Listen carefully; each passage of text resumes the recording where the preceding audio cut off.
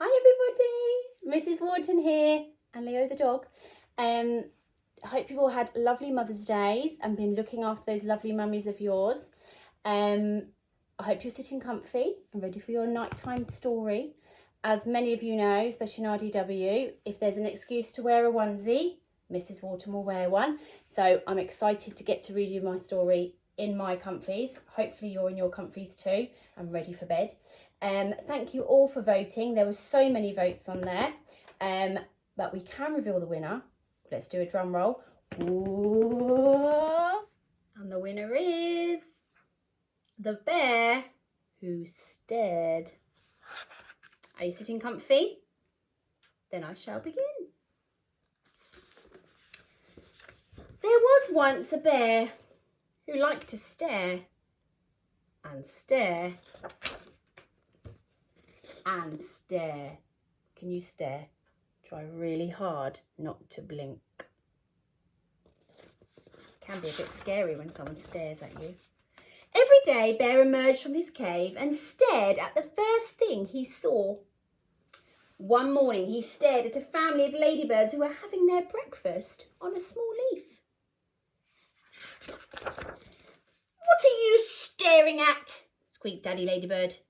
"We're trying to have our breakfast in peace, you know." And with that, they scuttled off to find somewhere else to eat. Bear strolled further into the forest and climbed a big tree. He stared at a bird feeding her chicks in their nest. "Can I help you?" asked the bird. Bear did not answer. He just stared.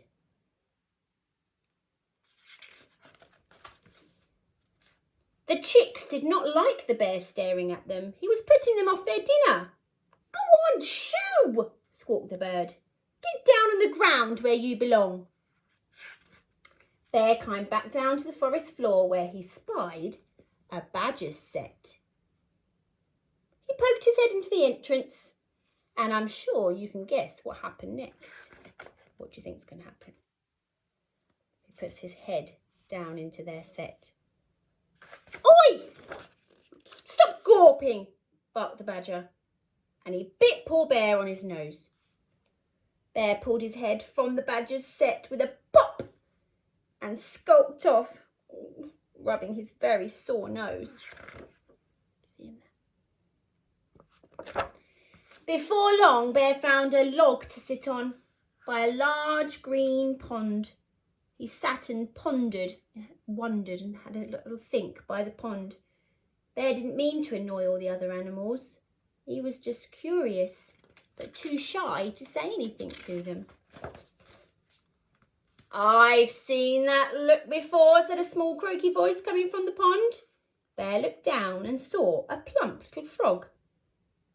Bear just stared at the frog. The frog stared back with his big goggly eyes. "Not much fun being stared at, is it?" continued the frog. "Suppose not," muttered the bear. "It's just that I don't know what to say to anyone. And before I've had the chance to think, it's too late." Bear stared into the water and saw another bear staring back at him with the same wide, curious eyes. He looked just like Bear in every way, but this bear wobbled and was a strange green colour. Who do you think that is in the water? Then something extraordinary happened. The green bear blinked and his mouth turned into a little smile, which turned into a big, happy grin. "You see," said the frog, "sometimes a smile is all you need. I may have big, goggly, starey eyes, but I also have the widest smile in the whole forest." Then the frog showed Bear his biggest, widest, happiest smile before diving off into the water. "Can you show me your biggest, widest and happiest smile?" Show the camera. As the frog disappeared, so too did the wobbly green bear. Was he real or was he the reflection, do you think? The next day, Bear trudged out of his cave. He saw the ladybird family enjoying their breakfast on a small leaf. how's this going to go? The daddy ladybird was just about to gather up their things and leave when Bear said, hello, with a big smile on his face. Oh, hello, replied Daddy Ladybird, and he smiled right back. See them all there. Bear strolled happily off into the forest. Bear made lots of new friends that day and did not feel the need to stare. Although